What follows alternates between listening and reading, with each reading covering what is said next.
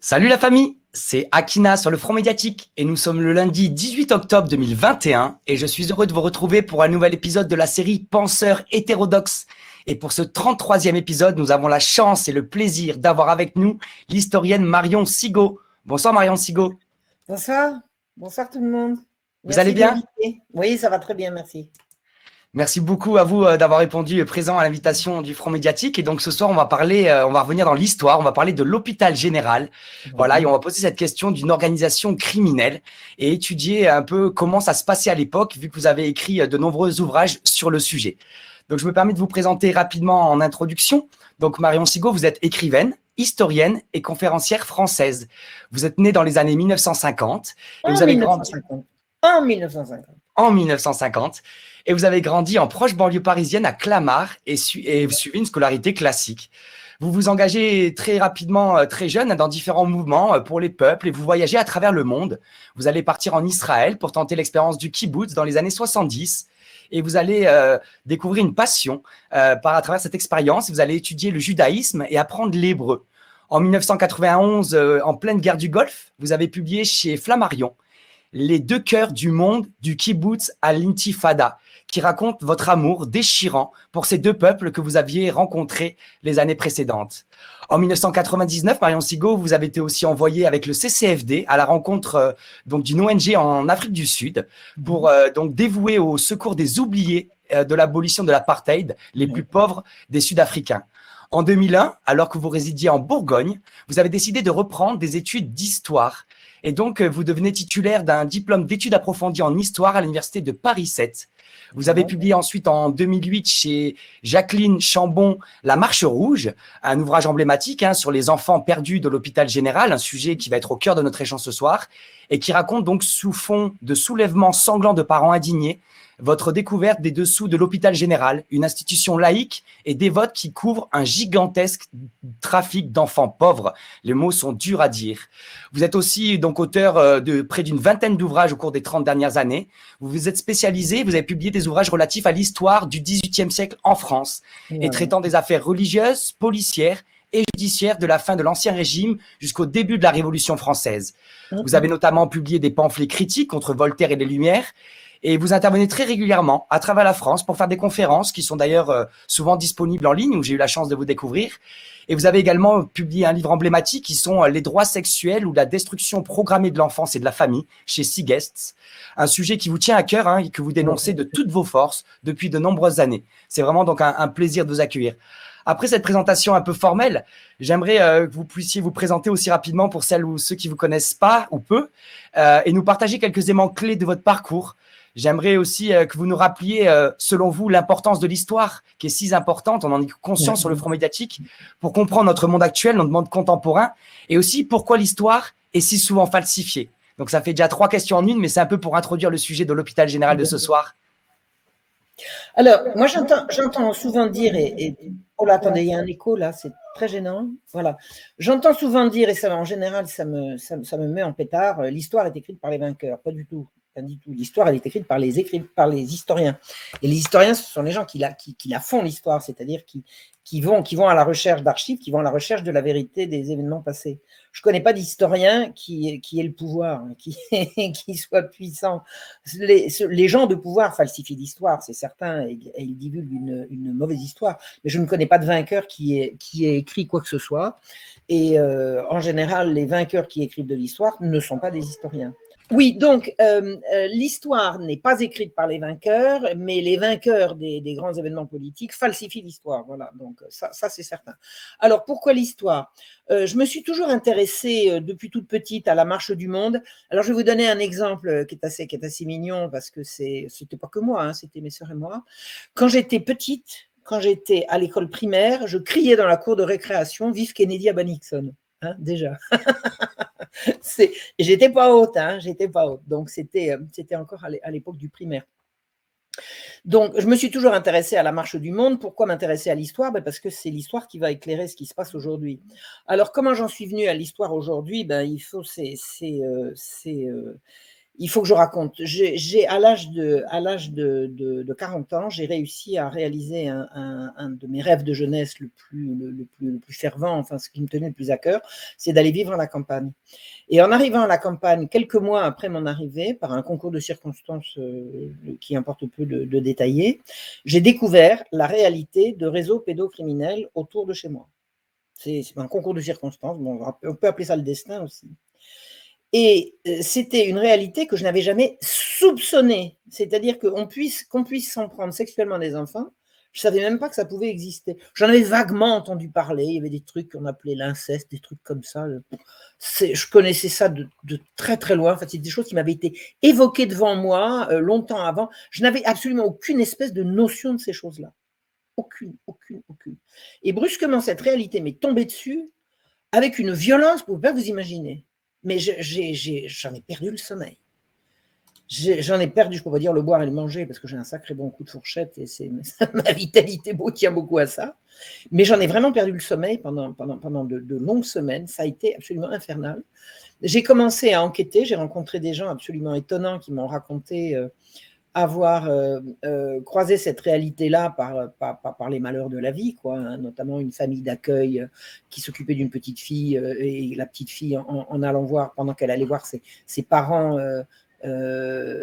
en visite, elle était violée, elle rentrait chez sa nourrice en larmes, enfin bon, c'est histoire, mais je pensais même pas que ça pouvait exister. Et l'horreur que j'ai découverte, c'est pas que ces choses-là existent, mais le pire, c'est qu'elles étaient intégré à l'État.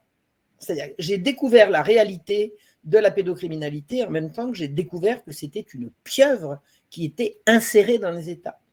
Et quand j'ai compris, enfin qui est insérée au mode de fonctionnement de l'État, quand j'ai compris l'énormité de la chose, mais j'ai vacillé. J'ai maudit le bon Dieu, c'est là que je me suis rendu compte que j'y croyais encore, parce que ça faisait longtemps que j'y pensais plus. Mais en brandissant le poing en direction du ciel, en me disant pourquoi ça me tombe sur moi, je me suis demandé si j'avais pas quelque chose à réaliser là, s'il n'y avait pas un appel. Enfin bon, je me suis dit j'ai quelque chose à faire, quoi. Pourquoi ça me tombe dessus? Je m'installe à la campagne pour être tranquille. En plus, bon, j'ai trouvé le bonheur, j'avais les conditions idéales, tout allait bien. Et pourquoi ça m'est tombé dessus comme ça? Pourquoi faire? Et alors, surtout quand j'ai compris la dangerosité de la chose, parce que j'ai vite compris que les notables n'étaient pas des gens fréquentables. Bon, il y a des notables sympas, il n'y a pas de problème, mais enfin bon, on sait très bien que c'est par la notabilité, c'est par les contacts locaux que toutes ces horreurs-là se perpétuent. Donc, j'ai commencé à étudier la chose sur le plan culturel. J'ai lu Gabriel Matzneff pour comprendre ce que c'est que la pédophilie, c'est un bon biais. J'ai lu un certain nombre de livres.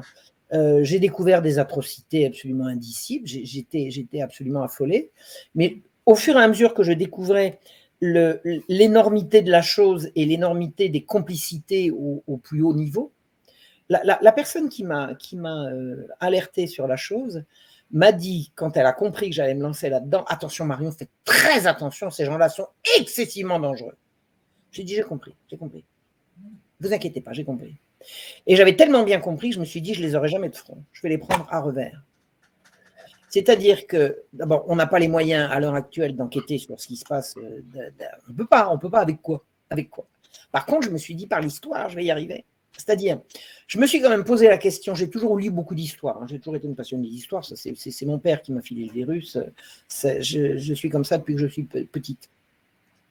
Mais j'avais pas de diplôme d'histoire, j'avais un intérêt permanent pour lire des livres d'histoire, et je me suis rendu compte qu'il y avait un certain nombre d'épisodes dans l'histoire qui évoquaient des événements qui semblaient un peu bizarres. Je me suis dit, mais c'est certainement en essayant de voir comment ça se passait avant que je vais réussir à trouver. Et notamment, je m'étais interrogé un jour sur ce qui avait pu justifier l'attentat de Damien. Damien était un garçon d'une quarantaine d'années qui s'en était pris au roi Louis XV en 1757 en lui plantant un couteau dans le dos.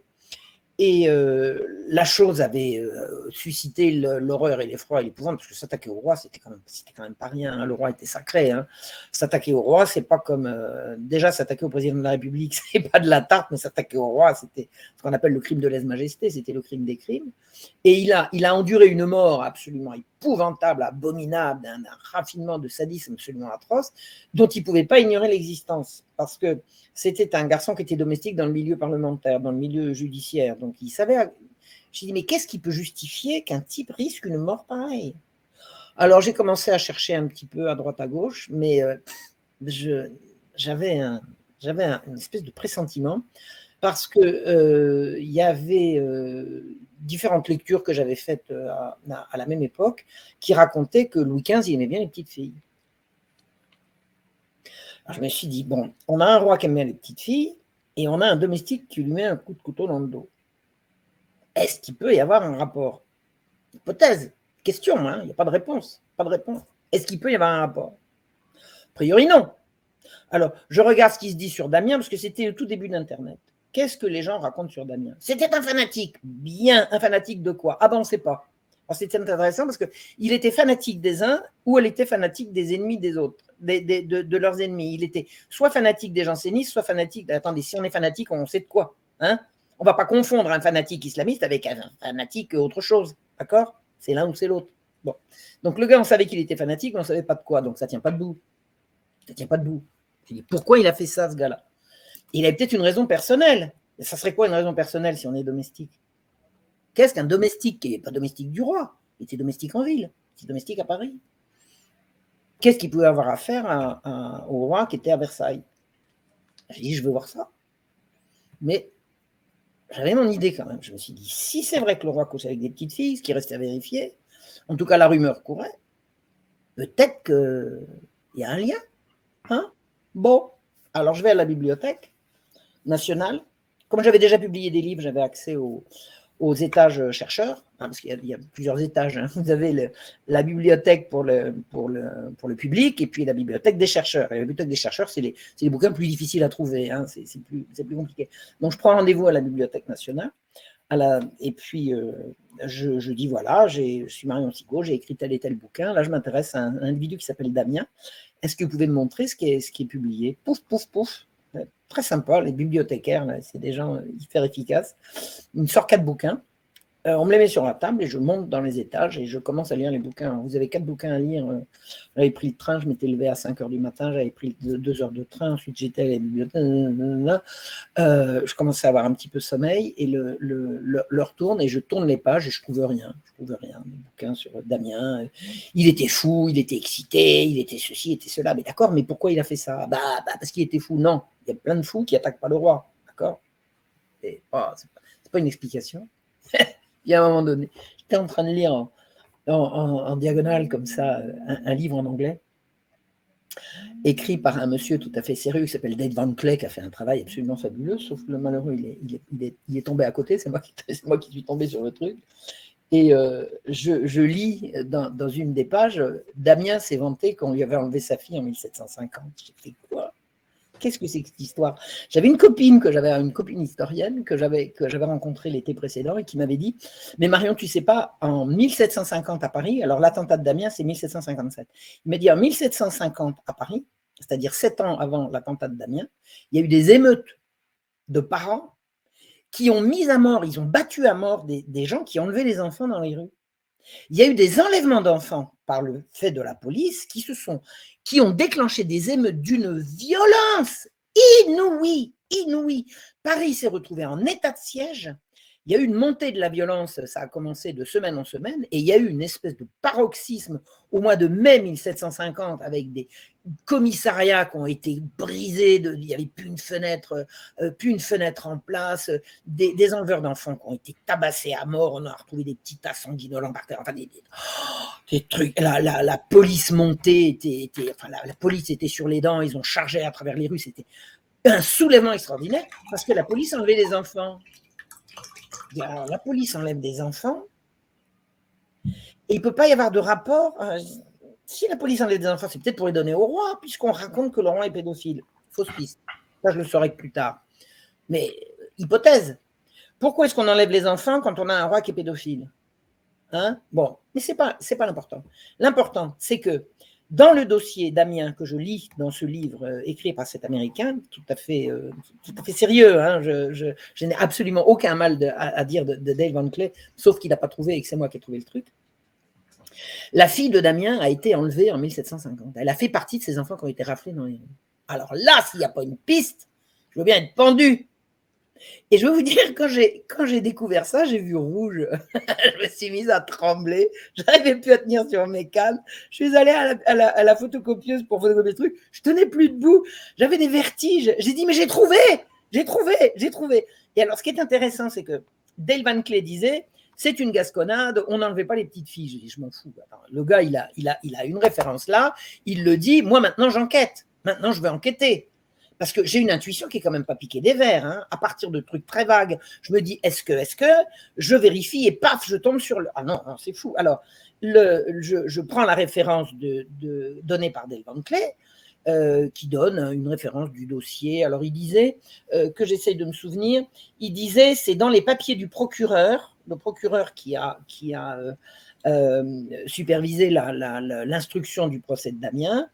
Il y a un mot d'un des employeurs de Damien qui était domestique, donc un de ses employeurs qui a dit « Il s'est plaint qu'on lui avait enlevé sa fille en 1750 ». Je dis bah alors là, je prends la référence, je sors, j'appelle ma copine historienne qui m'avait parlé de l'affaire des enlèvements d'enfants. Je déboule chez elle comme complètement submergée d'émotions et je lui raconte, elle me dit ah bravo, hein, ah, pif.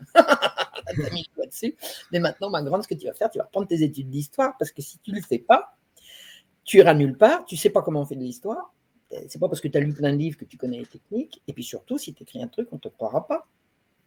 Et tu te feras voler ton travail par quelqu'un qui va passer derrière en disant elle n'y connaît rien, moi j'y connais quelque chose.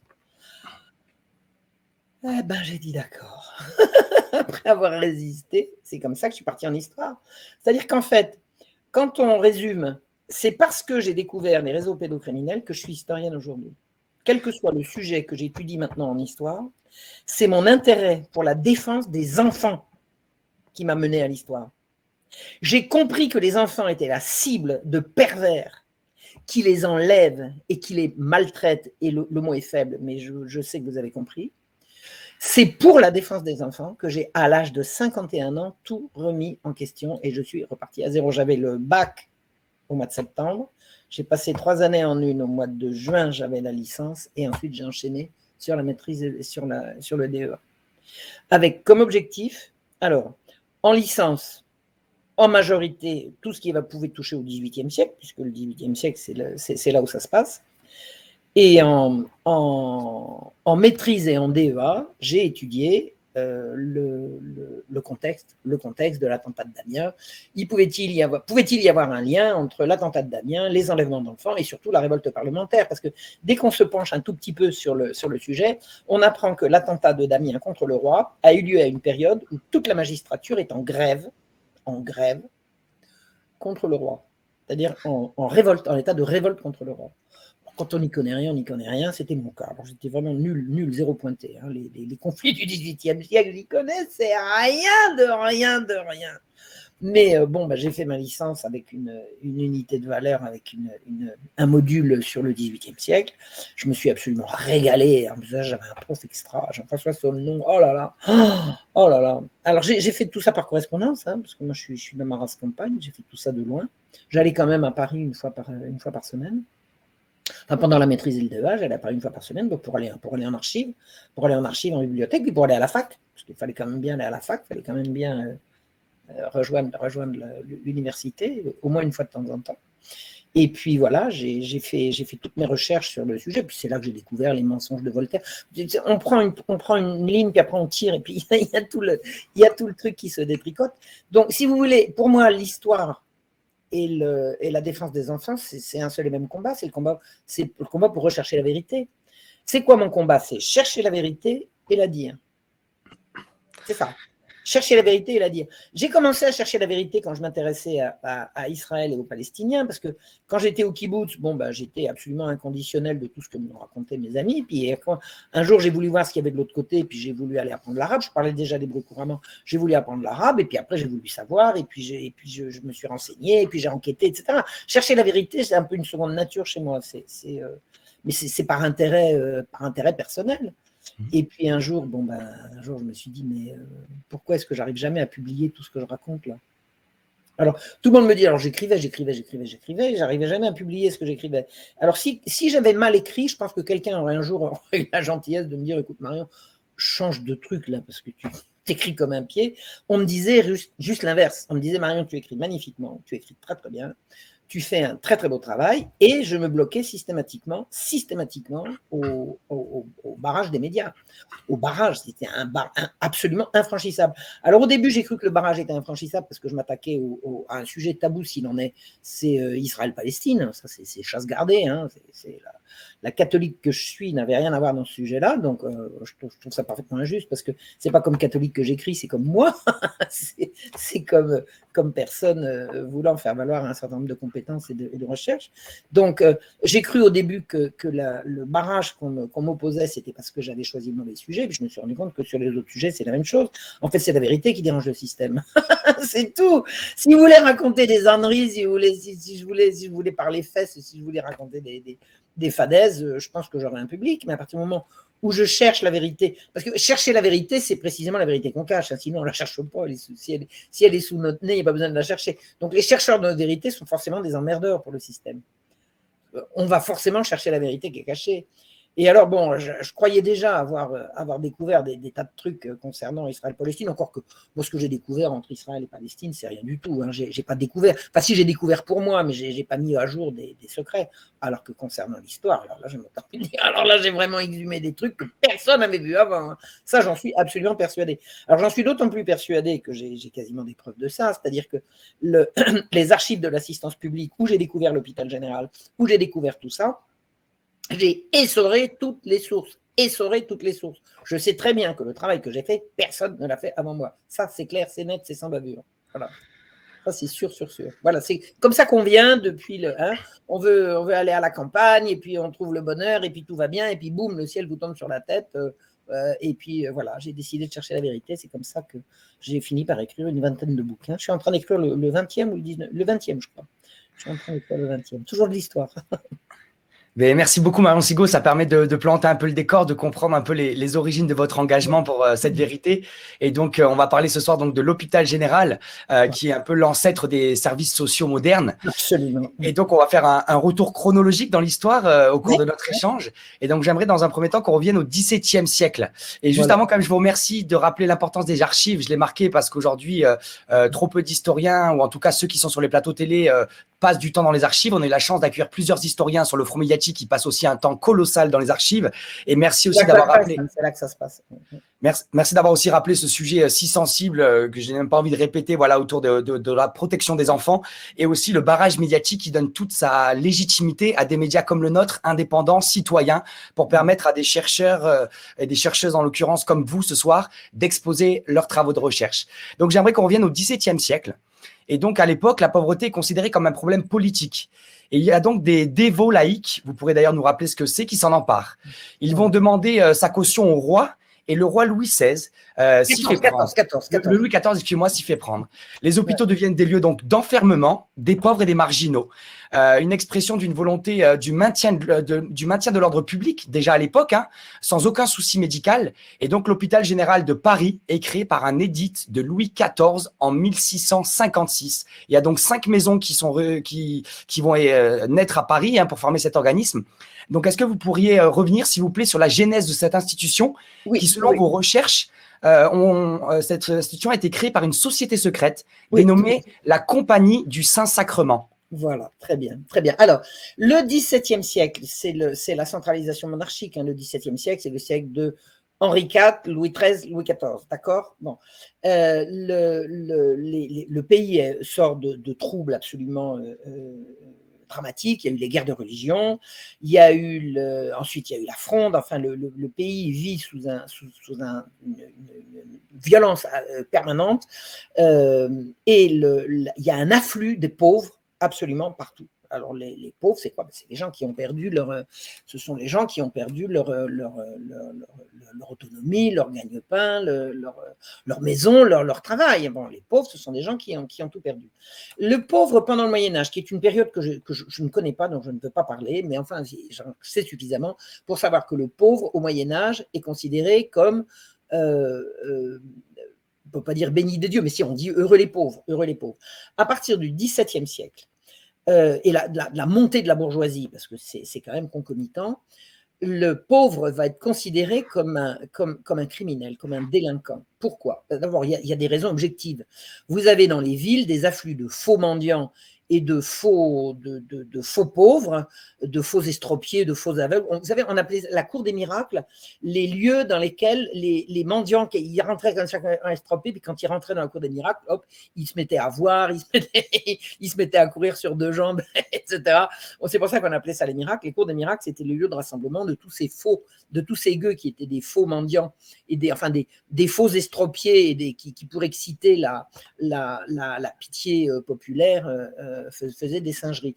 Donc ça, il y avait une véritable gueuserie qui troublait l'ordre public. C'est une réalité. Maintenant, réduire toute la pauvreté à la gueuserie délinquante, il ne faut quand même pas exagérer.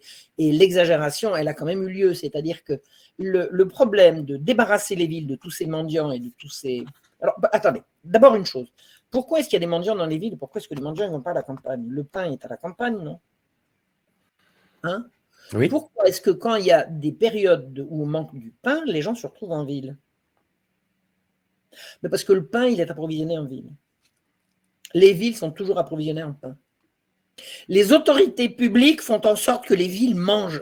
Alors, elles vont à la campagne chercher le pain, enfin chercher le grain, la farine, hein, pour les mener en ville. L'approvisionnement des villes, c'est la règle, c'est le devoir numéro 1 de la police. À quoi sert la police? À approvisionner la ville. Tâche numéro 1. Donc les mendiants, ils suivent le pain, ils arrivent en ville et vous avez des villes qui sont envahies de mendiants. Bon. Alors régulièrement, mais depuis le début du XVIe siècle, vous avez des ordonnances, interdiction de ceci, interdiction de cela, puis on n'en vient pas à bout, Bon. Et puis alors vous avez une compagnie de dévots, qu'on appelle la Compagnie du Saint-Sacrement, qui sont des magistrats organisés en sociétés secrètes. Ça, les magistrats, ils aiment bien les sociétés secrètes. Alors, la société secrète de la Compagnie du Saint-Sacrement, c'est 80 ans avant la franc-maçonnerie. La franc-maçonnerie n'existe pas encore à cette époque-là. Hein. Le principe de se réunir en douce entre gens puissants pour dire on va faire le bien, mais on va se cacher parce qu'on ne veut pas que les gens... La Compagnie du Saint-Sacrement, elle l'a fait avant les francs-maçons. Elle le fait dans le courant du règne de Louis XIII. Donc, c'est une compagnie. Alors, ce sont des dévots, ce sont des gens qui trouvent que l'Église est encore trop bonne, qu'elle n'est pas assez sévère, que Est-ce que vous savez qu'il y a des gens qui voient passer le Saint-Sacrement dans la rue et qui ne se découvrent pas? Est-ce que vous vous rendez compte? C'est pas grave, ça? Est-ce que vous savez que vous avez des gens, des malheureux qui sont envoyés aux galères et qui sont envoyés au bagne et qui ne reçoivent pas les sacrements? C'est grave, ça? Hein? Est-ce que vous savez que vous avez des prostituées, oui, des femmes qui se prostituent, etc. Bon. Ce sont des donneurs de leçons. La Compagnie du Saint-Sacrement, ce sont des gens qui sont des laïcs, c'est-à-dire qui n'ont absolument aucune autorité de quelque sorte émanant de l'Église pour aller porter les sacrements ou quoi au caisse ou pour se mêler de religion. La religion catholique en France à l'époque, hein, et pendant tout l'Ancien Régime, c'est la religion officielle, mais c'est l'affaire des curés, c'est pas l'affaire des laïcs, c'est pas l'affaire des dévots, d'accord? Donc, les curés font leur travail, les évêques font le leur, les archevêques, les cardinaux, tout ce monde-là, ça fait partie de la hiérarchie ecclésiastique, donc les juges n'ont pas à se mêler. Or, les juges dévots de la Compagnie du Saint-Sacrement sont des gens qui disent « l'Église est trop douce, l'Église est trop bonne, les gens ne sont plus suffisamment chrétiens, nous allons créer une société de dévots qui allons rétablir le vrai catholicisme, enfin rétablir la norme. » Ce sont les dévots qui ont été dénoncés par Molière dans Tartuffe. C'est-à-dire que ce sont des gens qui prêchent la dévotion, mais il ne faut pas aller chercher voir ce qu'ils font derrière. C'est clair et net. Les dévots de la Compagnie du Saint-Sacrement, en fait, sont des gens qui sont organisés en société secrète et aucun roi absolu de quelque sorte ne peut admettre une société qui fonctionne sur le secret. Le roi a besoin de savoir qui fait quoi dans son royaume, sinon il n'est pas le roi. Donc, cette société secrète décide par exemple, il pourchasse les protestants, alors que Henri IV a apaisé le royaume par l'édit de Nantes. Eux, ils font de la chasse aux protestants, mais vraiment. Et puis alors, ils font de la chasse aux protestants par des cabales. C'est-à-dire que vous avez encore des protestants qui sont dans la magistrature, eh bien, on va les dénoncer, on va faire en sorte qu'ils ne puissent pas passer. C'est ce qu'on appelle une cabale, c'est-à-dire une campagne qui va passer de personne à personne sans que ce soit jamais su et qui est horriblement efficace. L'organisation secrète, c'est une organisation secrète. C'est une organisation secrète. C'est un État dans l'État. Bon. Et c'est eux qui vont inventer l'hôpital général. C'est-à-dire qu'ils vont s'y mettre. Je crois ça a duré 9 ans, leur rédaction des statuts de l'hôpital général. Ils ont décidé de venir à bout de la gueuserie dans les villes. Voilà, c'est une grande et noble entreprise. D'abord, tous ces gueux, ils ne reçoivent pas les sacrements, ils vivent en concubinage, ce n'est pas des bons chrétiens, on va les convertir. Comment on va faire pour les convertir? D'abord, on va les attraper, puis on va les enfermer. Et la solution pour résoudre le problème de la gueuserie par la Compagnie du Saint-Sacrement, c'est tous ces gens-là, c'est des feignants, c'est-à-dire qu'un pauvre, c'est un feignant. C'est plus quelqu'un qui a perdu c'est pas quelqu'un qui a eu du malheur, c'est quelqu'un qui veut rien faire. C'est un coupable, c'est un feignant. On va attraper les feignants et on va les mettre au boulot. On va inventer un hôpital. Alors, un hôpital, c'est pas pour les malades. Pour les malades, on appelle ça un hôtel-Dieu. Donc, un hôpital, c'est pour les pauvres. C'est ce qu'on a appelé après au XIXe siècle un asile. Envoyer les pauvres à l'asile, au siècle précédent, c'était l'hôpital général. Donc, ces dévots de la Compagnie du Saint-Sacrement, c'est tous des hauts magistrats. Ou alors des riches bourgeois. C'est le gratin, c'est le haut du panier. C'est le haut du panier. Donc, ils décident, ils mettent 9 ans à rédiger les statuts de leur hôpital général. 9 ans. Et comme ils sont juristes, ils connaissent toutes les ficelles du droit. Et ils savent quoi faire pour avoir la loi avec eux. Ils rédigent les statuts d'un établissement dans lequel les pauvres auront obligation de se laisser enfermer. Dès que vous êtes pauvre, c'est-à-dire que vous êtes dans la rue, vous ne pouvez pas justifier de votre domicile, hôpital général direct. Et une fois que vous entrez à l'hôpital général, vous n'avez plus aucun droit. Les maris sont séparés des femmes, les enfants des parents. Les femmes vont aller à la salpêtrière, les maris, les hommes vont aller à Bicêtre, les petits garçons vont aller à la Pitié, les petites filles vont rester à la salpêtrière. C'est une espèce d'organisation monstrueuse, c'est une ville dans la ville. Rien que la salpêtrière, il y avait 6000 personnes. Bicêtre, il y en avait autant. Il y avait plus de 12 000 indigents dans une ville comme Paris qui comptait à peu près 500 000 habitants. C'est énorme, énorme, énorme. Et la création de l'hôpital général consiste à dire les pauvres sont des coupables, on va les remettre dans le droit chemin. Alors, on va leur faire des dévotions. Alors, d'abord, la création de l'hôpital général sur le plan du droit, ça s'est passé comment? Ils ont rédigé les statuts de l'hôpital général et ils les ont présentés au roi Louis XIV. À quel moment ont-ils présenté ça à Louis XIV?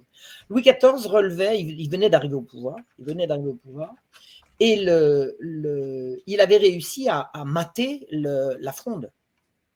Il avait réussi à mater les révoltes parlementaires. Le roi asseyait son pouvoir absolu. Et résoudre les problèmes de la gueuserie, il n'avait pas du tout envie de se mêler de ça. Je veux dire, il avait d'autres soucis en tête. Quand on est venu lui présenter un projet en disant « Majesté, voilà, la gueuserie, nous, on s'en charge. On vous demande juste de signer là. Nous chargeons, nous, magistrats, nous chargeons de résoudre le problème de la gueuserie et de la mendicité.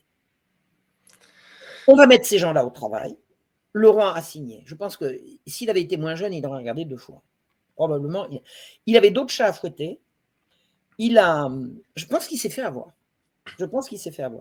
Mazarin, qui était son parrain et qui lui servait de Premier ministre, l'a alerté rapidement en lui disant « Attendez, il y a quelque chose là, c'est que la Compagnie du Saint-Sacrement, c'est un État dans l'État. On ne peut pas gouverner avec ces gens-là. » Donc, le roi a fini par dissoudre la Compagnie du Saint-Sacrement. Donc, l'hôpital général, il s'est retrouvé avec quoi? Si tous les magistrats de la Compagnie du Saint-Sacrement faisaient plus partie de la Compagnie du Saint-Sacrement, qui est-ce qui va diriger l'hôpital? Eh bien, les jansénistes. Et c'est là qu'on entre dans les querelles du siècle. La querelle du jansénisme. Le jansénisme, c'est une théologie qui naît à peu près au même moment, 1620 à peu près, 100 ans avant la franc-maçonnerie. En maçonnerie, c'est 1720. Donc, le jansénisme, c'est quoi? Ce sont des gens essentiellement qu'on retrouve dans le milieu parlementaire. Le milieu parlementaire, c'est les juges. Les juges, ce sont les gens qui sont payés à rendre la justice au nom du roi.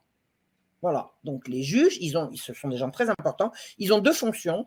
Ils rendent la justice au nom du roi et ils enregistrent, c'est-à-dire qu'ils inscrivent dans les registres les décisions du roi.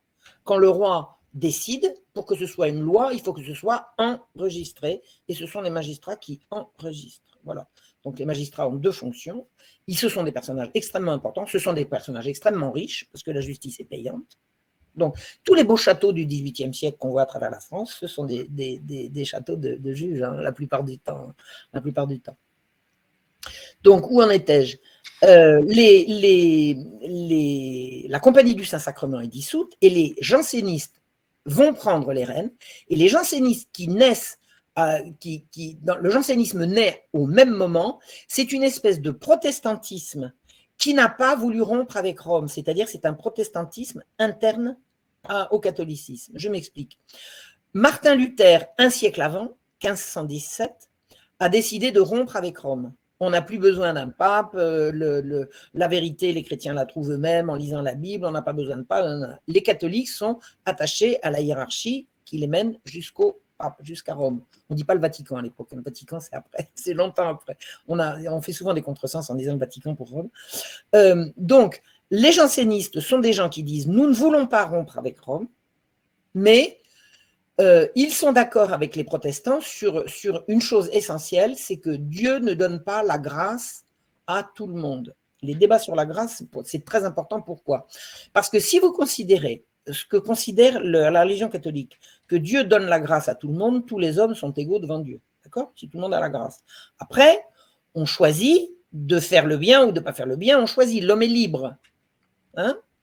Alors que pour les protestants et pour les jansénistes, Dieu donne la grâce à qui il veut. Et une fois qu'on a la grâce, on sera sauvé. Puis si on ne l'a pas, on peut faire tout ce qu'on veut, on ne l'aura jamais. Ce qui est une discrimination, ce qui crée une discrimination sociale à la base. C'est-à-dire que si vous considérez comme janséniste que si Dieu vous donne la grâce, il vous a béni, et s'il ne vous donne pas la grâce, il vous a maudit, ben les pauvres, c'est quoi? C'est des maudits. Si Dieu avait voulu leur faire du bien, il n'aurait pas fait pauvres. Donc, malheureux pauvres. Salaud de pauvres. Salaud de pauvres. J'ai un de mes chapitres qui s'appelait comme ça, salaud de pauvres. Les pauvres, c'est des salauds. Parce que s'ils n'étaient pas salauds, le bon Dieu ne les aurait pas maudits. D'accord?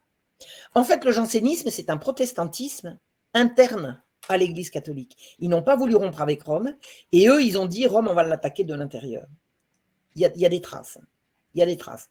Les jansénistes sont des gens qui ont décidé de briser, d'abattre l'Église catholique. Ils ont réussi. La révolution, c'est eux. Donc, quand la Compagnie du Saint-Sacrement quitte l'hôpital général, les jansénistes prennent la place. Et c'est pire. C'est pire. Et on va y revenir, donc c'est impressionnant et merci d'avoir rappelé ce tournant dans la vision des pauvres. Et donc c'était une haine du pauvre qui a grandi pendant ce siècle, un mépris des gueux. Et d'ailleurs, on pourrait faire un parallèle aujourd'hui avec cette méritocratie, cette pensée élitiste qu'on peut retrouver. Mais restons dans cette chronologie. C'est incroyable, sous la houlette donc d'administrateurs cooptés dans le milieu parlementaire, l'hôpital général a le droit carrément de vie et de mort sur des milliers de miséreux, qu'une législation impitoyable oblige à se laisser enfermé dans cet hôpital général. Et donc, depuis l'édit de fondation de l'hôpital en avril 1656, ouais. Plus aucun secours public ou privé ne peut atteindre un miséreux autrement qu'en tombant dans l'escarcelle de cette institution. Et la population pauvre, elle est enfermée, elle est de plus en plus nombreuse dans ces établissements. Et juste plus de 6000 personnes dans un établissement à Paris, ça représentait déjà près d'1% de la population parisienne à l'époque. Donc, est-ce que c'est pas une forme de dictature sur les pauvres et quel était l'esprit de cette institution? Alors, la dictature sur les pauvres, c'est clair et net. C'est clair et net. L'esprit de cette institution, alors il faut le dire quand même tout de suite, parce que c'est là que j'ai découvert tellement de choses. C'est là que ma vision du monde s'est complètement déchirée. Ces gens sont des anticléricaux, c'est-à-dire qu'ils ne veulent pas que les prêtres s'occupent des pauvres. Les administrateurs de l'hôpital général sont des laïcs, ce sont des dévots laïcs et anticléricaux, c'est-à-dire qu'ils veulent donner des ordres à l'Église.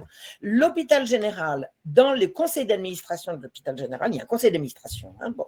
Le conseil d'administration de l'hôpital général, il y a l'archevêque de Paris qui siège. Il siège en principe, il siège jamais, il n'est pas invité. Il n'y va pas. Il n'y va pas. Toute l'Église est exclue de sa vocation au service des pauvres. À partir du moment où l'hôpital général a été créé par des dévots laïcs que le roi a signé, plus aucune institution charitable chrétienne, catholique, ne peut s'occuper des pauvres. Les pauvres, c'est la chasse gardée des magistrats.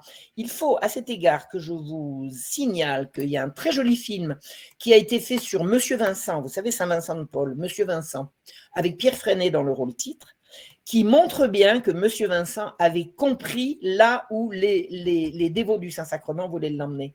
Et Monsieur Vincent avait fait partie de la compagnie du Saint-Sacrement, il en était membre, mais il n'y avait pas siégé. On lui avait dit, on veut faire une compagnie dévote, elle a dit, bah d'accord, je veux bien, mais en fait, il n'y a jamais siégé et il n'a jamais fait partie de leur coterie, même s'il y était inscrit. Et il a compris à quoi ces gens voulaient jouer.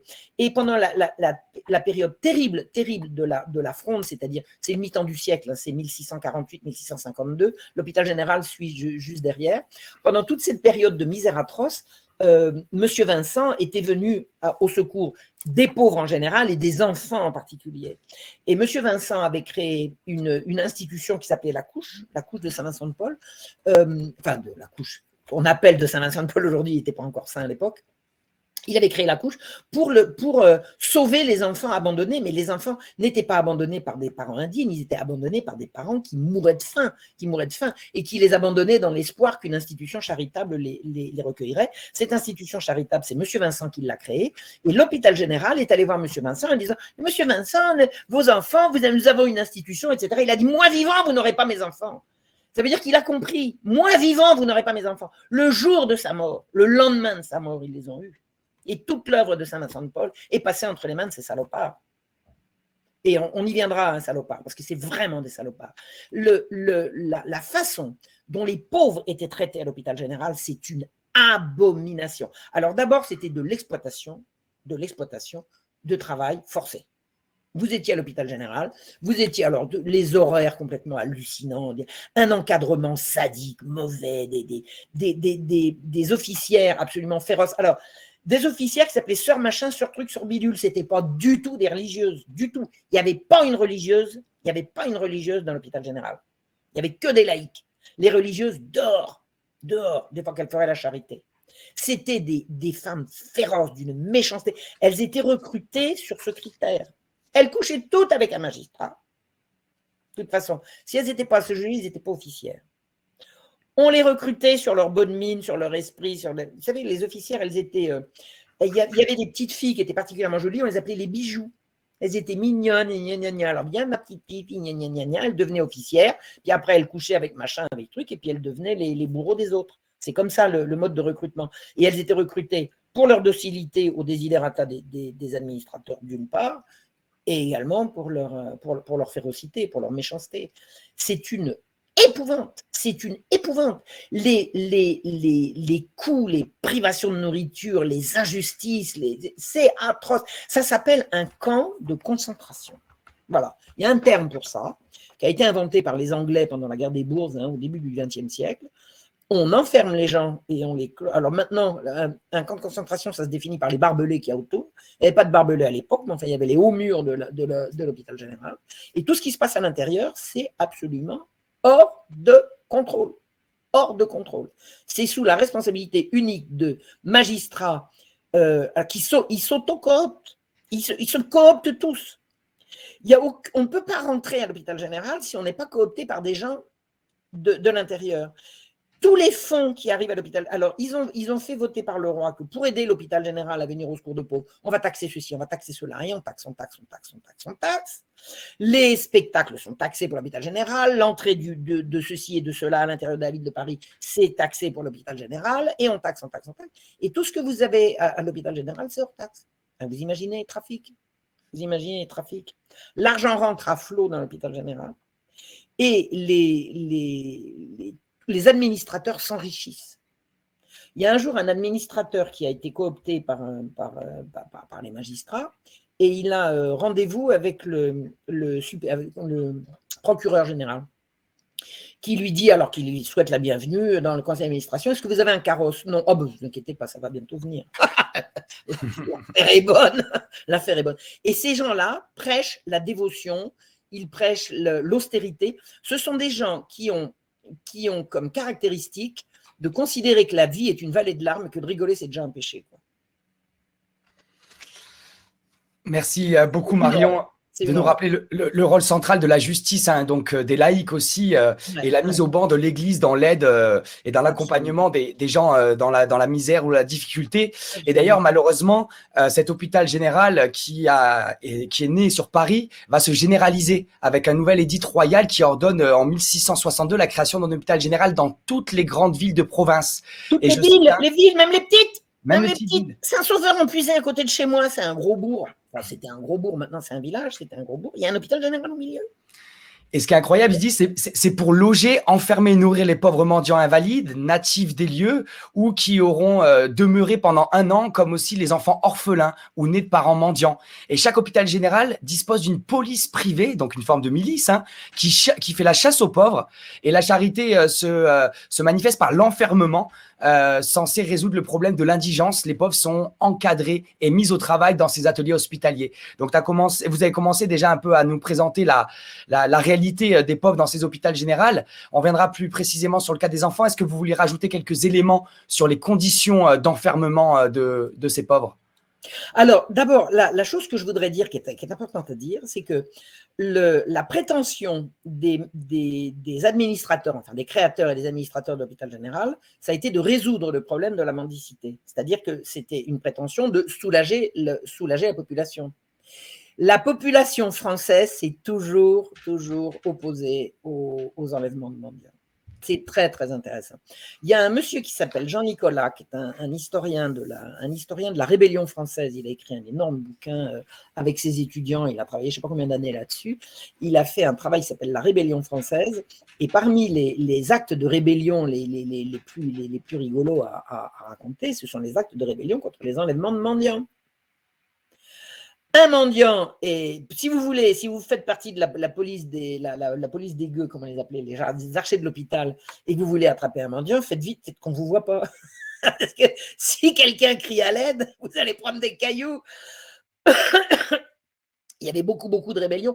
Et alors, j'en ai pour preuve. Alors, bon, ça, ce sont des petites anecdotes qu'on rencontre chez les gens qui racontent l'histoire, enfin chez les mémorialistes de l'époque, mais j'en ai une preuve absolument incontestable, c'est qu'en étudiant dans le code de l'hôpital général toutes les mesures qui ont été prises, toutes les lois qui ont été prises, régulièrement, il est interdit d'empêcher les archers d'arrêter les gueux.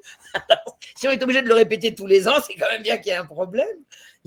Alors, on a fait un délit, c'est un délit, il est interdit d'empêcher les archers d'enlever les gueux. Bon, voilà, c'est-à-dire que les gens n'arrêtaient pas. Les Français sont généreux, hein, c'est sympa. Il y a un côté vraiment…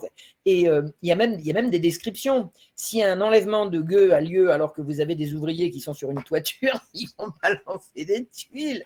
Vous voyez, c'est le côté éminemment sympathique de la découverte du peuple français qu'on voit à travers ça, quoi.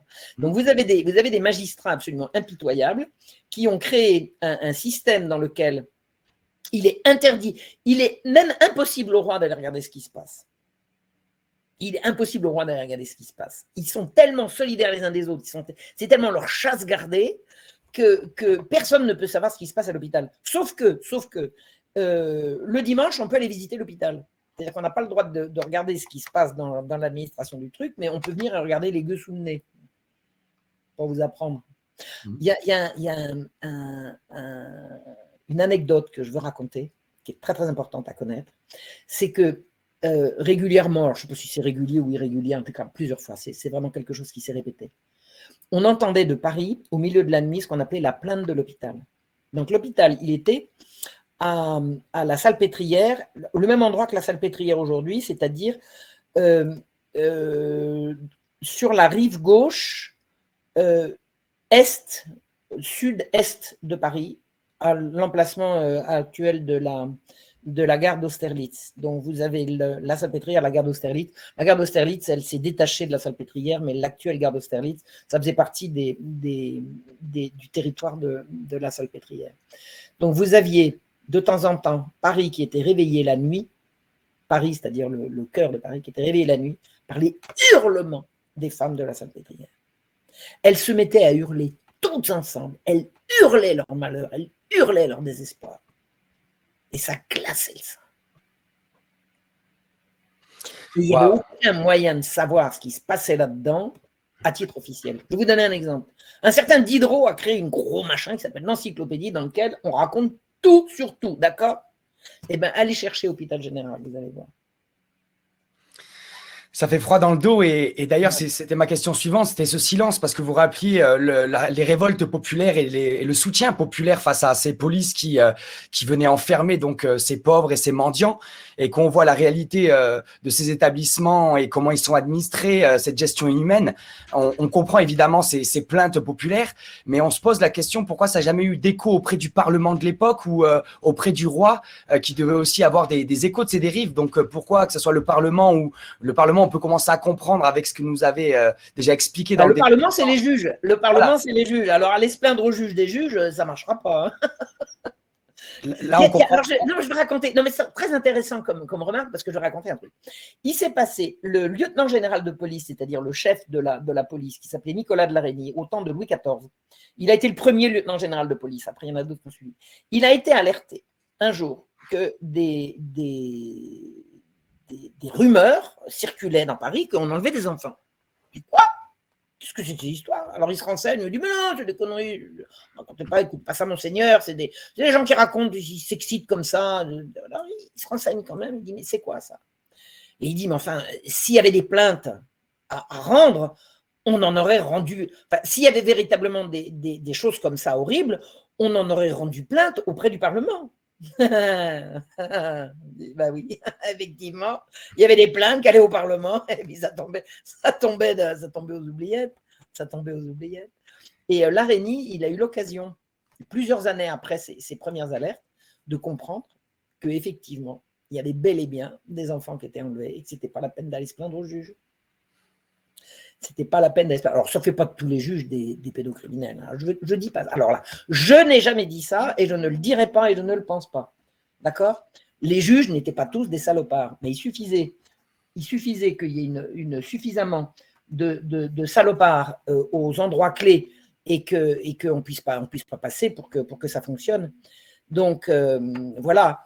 La réalité de ce qui se passe à l'hôpital général ne peut pas atteindre le public. Donc, le public sait ou il ne sait pas, mais il ne saura jamais officiellement.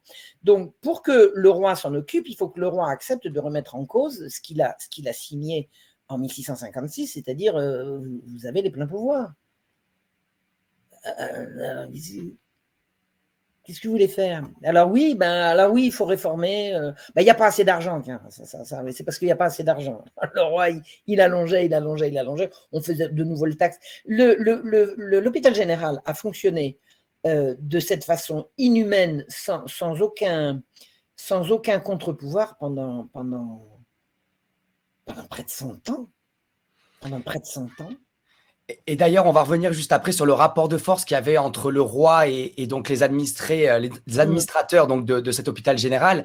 Mais vous avez commencé à l'aborder tout à l'heure. En 1749, il y a un scandale qui va ébranler le trône. C'est un conflit entre l'archevêque de Paris, qui représente donc l'Église, et les juges laïcs, dont on a parlé depuis le début pour la direction de l'hôpital général. C'est l'équivalent d'une guerre, vous disiez, dans une conférence pour le contrôle de l'assistance publique, donc l'ancêtre des services sociaux. Et donc, cette affaire de l'hôpital général général est un point d'orgue des querelles commencées à la mort de Louis XIV. Donc, pouvez-vous nous en dire un peu plus sur cette affaire qui ébranle le trône? C'est surtout votre interprétation de l'affaire qui nous intéresse plus que la version officielle, évidemment. Alors, qu'est-ce qui se passe en 1749? Les plaintes se sont accumulées, et là, le roi dit, bon, maintenant, ça suffit comme ça, il va falloir sévir. Donc, je vais nommer un nouvel archevêque de Paris. C'est-à-dire que l'ancien archevêque est mort, il a reçu lui-même des plaintes de ce qui se passe à l'hôpital général, il n'a rien voulu faire. Le roi dit, bon, moi, je vais nommer un nouvel archevêque de Paris et je vais le charger d'aller mettre de l'ordre à l'hôpital général. Donc, il choisit Monseigneur Christophe de Beaumont. Alors, c'est pas le roi qui le fait archevêque, mais c'est lui qui le nomme à Paris, disons, hein, puisque l'archevêque obéit à sa hiérarchie, mais c'est le roi qui le nomme à Paris. Donc, il lui dit, vous allez devenir mon archevêque à Paris et vous allez mettre de l'ordre à l'hôpital général. L'archevêque plonge devant le roi, la Majesté, je vous supplie de ne rien faire, c'est un ordre. Voilà. Bon. Monseigneur de Beaumont, il avait compris qu'il avait affaire à forte partie, et comme c'était un homme d'une intégrité absolument inébranlable, on lui dit de le faire, il va le faire, et il décide d'aller siéger à l'hôpital général. Quoi? Attendez, il était censé siéger, mais il ne le faisait jamais. Ben, lui, il va y aller. Et au moment où il arrive, tout le monde fout le camp. Ce qui nous embête, qu'est-ce qu'il vient faire? Alors, il demande des comptes, il demande ceci, il demande cela. Attendez, il siège. Il est là pour. Il obéit à son roi quand même. Il est là pour ça. Et un jour, il y a une. Alors, c'est branle-bas de combat à l'hôpital général. Comment ça, un archevêque proche des jésuites? Alors, c'est comme les magistrats sont jansénistes et que les jansénistes ont une obsession, c'est d'avoir la peau des jésuites. L'archevêque de Paris, lui, est proche des jésuites puisqu'on était l'un, on était l'autre. Et à la Salpêtrière, il y a un mouvement de panique, un vent de panique qui s'empare des officières, qui disent « Oh là là là là, attendez, fini la belle vie », parce que la belle vie, hein, les officières. Oh, des partouzeuses, oh là là, des voleuses, aïe, aïe, aïe, aïe, aïe. Ben, ça va être fini avec ce nouvel archevêque-là. Et il y a l'officière, la supérieure générale de l'hôpital, qui prend ses petites affaires, elle prend ses clics et ses claques et elle s'enfuit. Donc, il faut nommer une nouvelle supérieure. Ah, ben, l'archevêque, il dit, d'accord, moi, je connais quelqu'un de très, très bien. Alors, il fait appel à une dame, qui s'appelle Madame de Moisan. Une dame tout à fait honorable, une veuve, une femme très bien, elle avait le profil, elle pouvait tout à fait... et l'archevêque convoque le conseil d'administration, il vote. Et alors, il y avait le bureau, et puis il y avait le conseil d'administration élargi, puis il y avait les happy few, le bureau. Donc, au bureau, tout le monde vote comme l'archevêque.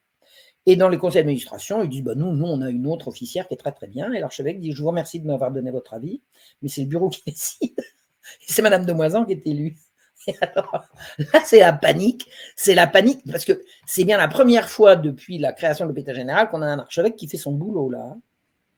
Il veut voir ce qui se passe et il veut contrôler. Eh bien, le résultat des courses, le simple fait que et il avait le droit de le faire. Il avait étudié les statuts, hein, il savait très bien que c'était lui qui avait raison. Toute la magistrature s'est mise en grève. La justice s'est arrêtée. Alors ça, c'est pas fait du jour au lendemain. Il y a une bronca qui a monté. D'abord, ils ont commencé par organiser la grève des donations.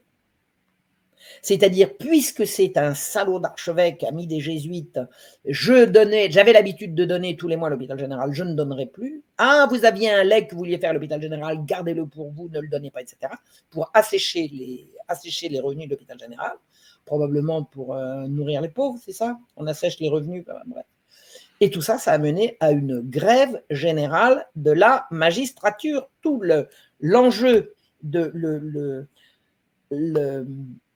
la guerre entre le Parlement et le roi, et la guerre entre le Parlement et l'Église, c'est une seule et même guerre. Les juges veulent ne rendre compte à personne, ni au roi pour ce qui concerne leurs activités judiciaires, ni à l'Église pour ce qui concerne les sacrements, parce qu'après, ils ont mené une guerre de sacrements. Ça a été absolument épouvantable. Ça a été une guerre qu'ils ont gagnée. Le roi a semblé gagner pendant un temps, puisqu'il a réussi à prendre quelques décisions qui ont, enfin, bon, ça a été extrêmement compliqué. L'attentat de Damien est venu se prendre dans l'histoire. À un moment donné, on a pu croire que le roi avait gagné et il a fini par tout relâcher. Et il a redonné aux magistrats tout ce qu'ils voulaient à l'hôpital général. Et les magistrats ont tout gagné à la Révolution française, sauf qu'ils ont perdu la magistrature parce que le Parlement a été dissous, mais toutes les prétentions des jansénistes sont arrivées au pouvoir, enfin, sont arrivées au cours de la Révolution française. Donc, ce que voulaient les jansénistes et ce que voulait la magistrature, ils voulaient pouvoir régenter l'Église et dire le bien et le mal en lieu et place de l'Église. Ils voulaient pouvoir nommer eux-mêmes les ecclésiastiques à l'hôpital général. Et là, l'archevêque disait, attendez, la nomination des prêtres, c'est mon affaire. C'est mon affaire. Qui va confesser les enfants de cœur, c'est mon affaire. Et les magistrats, ils avaient trouvé pour aller confesser des enfants de cœur un type très très bien, qui s'est avéré être pédéraste. C'était le frère de Nicolas Restif de la Bretonne. Alors c'est formidable parce que Restif de la Bretonne, qui est un auteur du XVIIIe siècle qui a énormément écrit, il a laissé des souvenirs à la fois d'avant la Révolution et de pendant la Révolution, absolument, c'est phénoménal. Et il avait 11 ans quand a eu lieu l'affaire de l'hôpital général. Et il raconte que son frère, qui était pédéraste, s'envoyait les enfants de cœur. Et en fait, à l'origine, le scandale de l'hôpital général, c'est ça. C'est l'archevêque veut voir ce qui se passe à l'hôpital général. On ne l'autorise pas. Il dit, hey, vous dites vos affaires. Il dit, c'est mes affaires. Et c'est parce que l'ancien archevêque n'arrivait pas à savoir ce qui se passait à l'hôpital général, en l'occurrence à Bicêtre, que l'affaire a éclaté. Ensuite, il est mort. Et là, le roi a dit à Monseigneur de Beaumont, c'est vous qui allez me mettre de l'ordre maintenant. Il n'a jamais pu. Il n'a jamais pu. Et on sait par les souvenirs de Restif de la Bretonne qu'en fait, les confesseurs des enfants de cœur à l'hôpital de Bicêtre, où a commencé la bronca qui a mené à cette révolte générale, c'était un pédéraste. Il s'envoyait les petits garçons. On appelle ça un pédophile aussi, mais enfin, ça dépend de l'âge. Pédophile, c'est prépubère, et puis pédéraste, c'est... Donc, à Bicêtre, je crois que c'était plutôt pédéraste. Pédophile, c'était à la Pitié. La Pitié, c'était les petits garçons qui... Les petits garçons allaient à la Pitié de 5 à 11 ans, et ensuite, ils allaient à Bicêtre à partir de 11 ans. Donc, c'était des pédérastes. Donc, les jansénistes couvraient un réseau de pédérastie sur des enfants pauvres. Voilà. Et alors, l'archevêque de Paris, est-ce qu'il a su? Est-ce qu'il a réussi à savoir? Je ne sais pas. Ce que je sais, moi, c'est que le roi nomme un archevêque absolument intègre pour aller regarder ce qui se passe à l'hôpital général et que ça déclenche une règle générale, c'est quand même qu'il y a quelque chose à cacher. Alors, qu'est-ce qu'il y avait à cacher? Moi, je suis allé voir. Je peux y aller, là, pour raconter? Mais non, avec plaisir, mais les jansénistes, d'une certaine manière, jansénistes, d'une certaine manière, ils ont réussi à gagner en un peu plus d'un siècle ce contrôle sur ces structures. Et il y avait aussi donc, des femmes d'établissement qui se faisaient rendre des services sexuels par les enfants. Donc il n'y avait pas que les juges, il y avait aussi les différents salariés. C'est l'encadrement. C'est pas les différences, c'est l'encadrement. L'encadrement, c'était des officières qui étaient la plupart du temps, elles couchaient avec les juges, elles étaient les bonnes amies des juges. Donc l'encadrement à l'extérieur, c'était les juges, et à l'intérieur, c'était les officiers qui couchaient avec les juges. On avait vite fait le tour. Alors, il y avait des prêtres à l'intérieur de l'établissement, pas toujours de bonne moralité, si vous voyez ce que je veux dire, parce qu'il y avait pas mal d'officiers aussi qui couchaient avec leurs prêtres, mais les prêtres étaient quand même plus ou moins mis là parce que protégés par les jansénistes. Et quand l'archevêque de Paris a voulu y avoir droit de regard, c'est là qu'il y a eu la bronca. C'est-à-dire que l'archevêque de Paris n'était pas censé, d'après ces messieurs, pouvoir choisir lui-même qui y mettrait comme prêtre. Alors, il y a eu l'affaire des confessions. Les officières, elles disaient, nous allons... elles demandaient des bons de sortie pour pouvoir aller se confesser en ville. L'archevêque leur a dit, attendez, vous confessez en ville, il n'y a pas assez de curés, il n'y a pas assez de prêtres à la salpêtrière. Elles avaient des bons de sortie pour aller faire la java. C'est évident. Enfin, on le sait. Elle faisait la java. Ça n'arrêtait pas. Elles avaient un train de vie absolument insensé. Une officière qui prenait sa retraite, elle s'achetait une petite maison, elle avait de quoi. Elle avait de quoi faire, elle avait filé sa plotte. Donc, quand l'archevêque a voulu aller mettre de l'ordre là-dedans, bah, ça a été la panique. Ça a été la panique, absolument. Absolument. Et ils ont voulu partout. Et à un moment donné, les juges ont lancé un mandat d'arrêt contre l'archevêque. Ils ont essayé de l'arrêter. Parce que l'archevêque ne voulait pas leur obéir. Mais l'archevêque disait, mais j'obéis pour ce qui concerne ma fonction ici au roi et pour le reste au pape, à ma hiérarchie, au bon Dieu, pas à vous. Les magistrats voulaient obliger l'archevêque à faire donner les derniers sacrements à des gens qui ne voulaient pas se repentir. Bon, quand on connaît, faut connaître un petit peu la religion catholique. Quand vous allez mourir, vous allez demander les derniers sacrements. Les derniers sacrements, on va vous les donner si vous vous confessez. Si vous ne voulez pas vous confesser, on vous dit, bah attendez, vous ne voulez pas, vous ne jouez pas le jeu. Eh bien, les magistrats avaient décidé qu'un mourant qui demandait les derniers sacrements, c'était son droit. On avait le droit au dernier sacrement. Bah, attendez, le curé, il arrive, il dit, attendez, il s'est confessé? Ne me regarde pas. Ah bah si, c'est pas confessé. Je peux peut-être le confesser. Oui, bah confessez-le. Bah, vous sortez? Non. Les jansénistes faisaient des murs autour de mourants et ils refusaient de sortir de la pièce. Et ils prenaient le curé qui refusait de donner l'extrême-onction, la main dans le sac pour refus de sacrement, ils le mettaient en prison. Mais le curé, il disait, attendez, il n'y a pas de distributeur automatique de derniers sacrements. Si vous voulez recevoir les derniers sacrements, c'est parce que vous voulez être en paix avec le bon Dieu, vous allez vous confesser, et ensuite, moi, je vais vous donner l'absolution. Mais si vous ne voulez pas vous confesser, si vous ne voulez pas me dire si vous êtes déjà confessé et si oui, à qui, je ne peux pas vous donner l'absolution. Et là, les jansénistes arrivaient derrière et tac, ils mettaient la main au collet du curé en lui disant refus de sacrement, et ils l'envoyaient. Et vous savez, les curés qui ont été envoyés aux galères. D'ailleurs, ils y ont échappé, c'est-à-dire qu'ils se sont enfuis avant. Les curés fuyaient le ressort de Paris pour échapper à des traquenards que leur donnaient les jansénistes qui voulaient absolument les obliger à donner les derniers sacrements à des gens qui ne voulaient pas se soumettre au minimum. Il y a eu plein d'affaires comme ça. Plein d'affaires comme ça. Donc, les magistrats appelaient ça les refus de sacrement. Eh bien, les magistrats ont envoyé des injonctions à l'archevêque. Ils ont enjoint l'archevêque de donner l'ordre au curé de donner les sacrements. L'archevêque leur a dit, messieurs, vous êtes bien gentils, mais ça ne vous regarde pas. Les affaires de l'Église regardent l'Église et les affaires de la justice regardent la justice. Je ne vous explique pas comment vous rapportez des procès, ne venez pas m'expliquer comment on accorde les derniers sacrements ou pas. Et vous avez une des histoires, des affaires les plus parlante de cette histoire. Vous aviez une femme qui était en train de mourir d'un cancer, donc c'est une janséniste notoire, et on fait venir un curé qui lui dit, bon ben voilà, vous êtes-vous confessé? Et elle n'a pas voulu. Elle n'a pas voulu répondre. Attendez, je vais vous confesser alors. D'accord. Et il n'a pas réussi à obtenir que les gens quittent la pièce. On ne peut pas confesser quelqu'un en public. Ça ne se fait pas. Et il y en a eu plein des histoires comme ça. Et après, on dit que l'Église tyrannisait les consciences. Ce n'est pas l'Église qui tyrannise les consciences, c'est les juges. C'est les juges. Et les juges anticléricaux. Et à un moment donné, parce que l'archevêque de Paris ne voulait pas donner l'ordre, obtempérer aux ordres des magistrats concernant les sacrements, ils lui ont décerné un mandat d'arrêt, un mandat d'amener, je ne me souviens plus ce que c'était. Et le roi a été prévenu et il a exilé l'archevêque in extremis pour lui éviter la prison. In extremis. Et donc, dans ce rapport de force entre les juges, le roi et le clergé de l'époque, pendant combien de temps encore ça va perdurer jusqu'à la Révolution. Jusqu'à la Révolution. Et à la Révolution, les jansénistes ont gagné. Alors, la première victoire des jansénistes, ça a été 1763, quand ils ont réussi à obtenir la suppression des jésuites.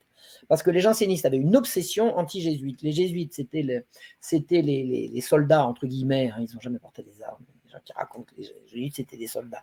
C'était des soldats de Dieu, hein, c'était des intellectuels distingués, excellents pédagogues, qui étaient le soutien le plus fervent du pape.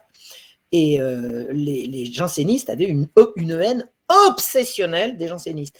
Et ils ont réussi à les faire interdire en 1763. Donc là, comme disait Voltaire, la voie est libre, on va pouvoir, alors c'est là qu'est passé le capitalisme le plus échevelé, c'est là que ça a commencé. Et en perdant les jésuites, ils ont un peu perdu leur raison d'être. Parce qu'ils se battent toute la vie contre les jésuites. Au moment où on a réussi à avoir leur peau, on va faire quoi? Donc, ils en ont un petit peu rabattu, mais quand est arrivée la constitution civile du clergé en 1790, 1790, c'est leur victoire. Hein. C'est leur victoire. C'est ce qu'ils ont toujours voulu. Les jansénistes étaient des gens qui voulaient que l'Église soit soumise à l'État. Ils voulaient la soumission de l'Église à l'État. Ils voulaient que l'archevêque obéisse aux magistrats. Ils voulaient que les avocats puissent juger s'il y avait ou non miracle dans tel. Ils voulaient le contrôle des choses du bon Dieu par la magistrature. C'est ça. Le programme janséniste, c'est ça. Et c'était contraire à la royauté catholique et c'était contraire à l'Église. C'était contraire à l'Église et à l'État. Et c'est eux qui ont gagné. C'est eux qui ont gagné à la Révolution, c'est eux qui ont gagné. Donc, derrière toutes ces histoires de… Alors, ce qui est quand même important de savoir, c'est que tous ces magistrats qui ne voulaient obéir à personne, c'était quoi l'enjeu pour eux de l'hôpital? En quoi ça… Au bout d'un moment, le roi, il dit, bon, je veux savoir. Bon, il n'a qu'à dire, bon, écoutez, Majesté, on a bien fait notre boulot, maintenant, débrouillez-vous avec. Mais il ne voulait pas le lâcher. Il ne voulait pas le lâcher, l'hôpital général. Mais qu'est-ce que… C'était un truc charitable. En quoi ça leur importait? Bon, alors, il y avait des détournements de fonds et tout, mais enfin, les magistrats, ils n'avaient pas besoin de ça. Ils n'avaient pas besoin de ça pour être riches. Qu'est-ce qui pouvait leur importer tellement pour vouloir à ce point que personne n'aille regarder ce qui se passait à l'hôpital général? Eh bien, je suis allé regarder les entrées et les sorties d'enfants, puis j'ai été édifié quand même. L'hôpital général était le lieu d'un gigantesque trafic d'enfants pauvres. Les enfants étaient… Alors là, je ne sais pas si vous imaginez, je pars d'une intuition, je vais à la Bibliothèque nationale, je découvre des trucs, je vais regarder… Alors, à l'origine, moi, les registres d'entrée et de sortie de l'hôpital général, je cherchais la fille de Damien, elle n'y était pas. Elle n'a pas été à l'hôpital général. Elle a vraisemblablement bel et bien été enlevée, mais elle a été relâchée tout de suite, parce qu'il y a eu des coups de poing. Hein, il y a un certain nombre d'enfants qui ont réussi à retrouver leurs parents rapidement. Il y en a d'autres, ça a été beaucoup plus long. Je ne sais plus où j'en étais. Vous en étiez sur les registres, l'analyse des registres. Alors, donc je cherchais la fille de Damien, et à un moment donné, je me dis, mais où ils vont tous ces gosses? Je voyais plein de gosses qui sortaient. Alors, j'ai commencé à faire des tableaux. Entrée, sortie, entrée, sortie, entrée, sortie. Mon Dieu, quelle horreur. Oh, d'abord, j'ai repéré un truc, des enfants venaient de la province à Paris. On peut m'expliquer ce que des enfants pauvres de province viennent faire à Paris? La province, la campagne est quand même plus près d'une ville. Alors, j'ai étudié Auxerre parce que c'est mon coin. Pourquoi est-ce qu'Auxerre envoie ses enfants à Paris? Auxerre, il y a la campagne tout autour, il y a des vaches, il y a du lait, il y a tout ce qu'il faut. Pourquoi est-ce qu'on envoie les enfants pauvres à Paris? Et puis surtout, pourquoi meurent-ils dans les 3 mois qui suivent? Qu'est-ce que c'est que cette mortalité? Et ceux qui ne sont pas morts, je ne dis pas qu'ils meurent tous, parce qu'ils ne meurent pas tous, mais ceux qui ne sont pas morts, pourquoi il y en a qui sortent, et puis qui reviennent, et puis qui ressortent, et puis qui reviennent, ils vont où? On peut savoir? Non, on ne peut plus savoir. C'est interdit de savoir. J'ai tout relevé. Les dates d'entrée, les dates de sortie, les sorties provisoires, les donneurs d'ordre de sortie. C'était toujours le bureau qui donnait les ordres de sortie des mômes. Le bureau. La petite Marie-Marguerite, machin chouette, elle va où cette gosse? Elle va où? C'est pas marqué où elle va. Si elle va à l'Hôtel-Dieu parce qu'elle est malade, il y a marqué partie à l'Hôtel-Dieu et revenu de l'Hôtel-Dieu. Si elle est partie, si elle a un parent qui l'a retrouvée ou marqué reprise par son oncle. Mais s'il n'y a rien marqué, elle va où? Elle ne va pas en apprentissage. Si, d'abord l'apprentissage, il y en avait à l'hôpital général. Il y en avait sur place, de l'apprentissage, donc il n'y a pas besoin de les envoyer à leur apprentissage. Mais si, par exemple, il y a eu très rare, mais il y a eu des gens qui ont adopté des petits-enfants, adoptés par la famille Tartampion. Mais sinon, ils vont où? Ils vont nulle part. Il n'y a plus une seule institution qui a le droit de s'occuper de ces enfants, compte tenu de leur âge, compte tenu du lieu. Le seul endroit où ils ont le droit d'être, c'est là. On les envoie où? Et pourquoi ils reviennent, au fait? Ils ont fait quoi pendant qu'ils n'étaient pas là? Et pourquoi il y en a qui reviennent et qui repartent, qui viennent, qui repartent et qui reviennent plus? Jamais. Ils sont passés où, ces mômes? Oh. Et alors, le pire du pire, qu'est-ce que j'ai découvert? J'ai dit, les petits-enfants, il y avait ce qu'on appelle la couche. La couche, c'est l'institution créée par Saint Vincent de Paul, c'est-à-dire les tout petits, les nourrissons. Les nourrissons, alors il fallait trouver des nourrices. Alors, qu'est-ce que c'est qu'une nourrice? Une nourrice, c'est une femme qui a eu un bébé et qui partage le lait de son bébé avec un autre. Avant de devenir les femmes qui abandonnent leur bébé. Enfin bon, ça c'est encore une atrocité. J'aurais pas le temps de m'occuper de ça, mais un jour il va falloir s'occuper de ça. Invraisemblable. Bref. Donc les enfants, les petits-enfants de la couche, ils sont mis en nourrice. Et alors il y a des femmes qui viennent nourrir. Une fois qu'elles ont nourri leurs petits, elles vont à la couche et puis elles nourrissent les autres. Et puis ces petits, ils arrivent à 4-5 ans. Il y a 4-5 ans, 5 ans, 5-6 plutôt. 5. Mais à partir de 5, c'est clair. À partir de 5, les petits-enfants qui sont ensemble à la couche c'est rue Saint-Antoine à Paris. Les petites filles vont aller à la Salpêtrière et les petits garçons vont aller à la Pitié. Et ils vont rester là, à la Pitié, jusqu'à 11 ans. Après, les petits garçons iront à Bicêtre et puis les petites filles, elles vont rester à la Salpêtrière. Donc, de 0 à 5, elles sont à la couche. Ils sont à la couche, garçons et filles. Et à partir de 5, ils vont se dispatcher entre la Salpêtrière et la Pitié. Bon. Je relève les registres. Alors, on ne peut pas se tromper, parce que tous les gosses, ils ont un numéro. Ils ont un numéro. Il y a une date de leur arrivée, et ils ont un numéro d'ordre dans des registres qui sont millésimés, d'une part, et d'autre part, avec des pages. Donc, le gosse qui est de la, je sais pas, 47, 60, 22 mai, on sait qu'il est de l'année 1947, qu'il est dans la page 60, etc. On les retrouve. Il y a une logique là-dedans. Il y a une logique. Donc, un gosse qui sort de la couche avec ce matricule-là, si on le retrouve à la Salpêtrière avec le même matricule, c'est le même gosse. C'est le même gosse. Il n'y a aucun doute là-dessus. C'était très bien fait. C'est Louis XIV qui avait voulu que toutes ces administrations, dans toutes les administrations royales, on montre patte blanche à l'entrée, à la sortie. Que ce soit un bateau, une prison, un hôpital ou n'importe quoi, vous entrez dans une institution royale, vous ne montrez patte blanche à l'entrée, vous ne montrez patte blanche à la sortie. Et ça, c'est pour le grand bonheur des historiens. Comme ça qu'on trouve la vérité. Donc, les registres d'entrée et de sortie de la couche, donc je vois les enfants arriver, nourrissons. Ensuite, je les vois sortir. Alors, ils sortent par groupe d'une dizaine, 10-12 gosses.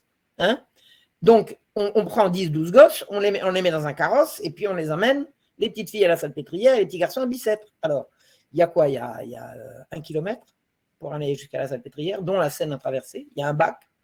Le bac appartient à la Salpêtrière. Donc, ils ne prennent pas leur tour. La voiture, elle arrive. Le bac est là pour elle. Il appartient à l'institution. Donc, si vous n'êtes pas partie de l'institution et que vous payez votre billet pour passer, vous allez passer s'il reste de la place. C'est-à-dire que le carrosse de la Salpêtrière, le carrosse de la couche, il a priorité. Il traverse, il passe de l'autre côté. Là, les petites filles, elles sont déchargées à la Salpêtrière et le carrosse continue son chemin pour aller jusqu'à la Pitié, 1 kilomètre plus loin. Ils mettent 48 heures à arriver à destination. 48 heures.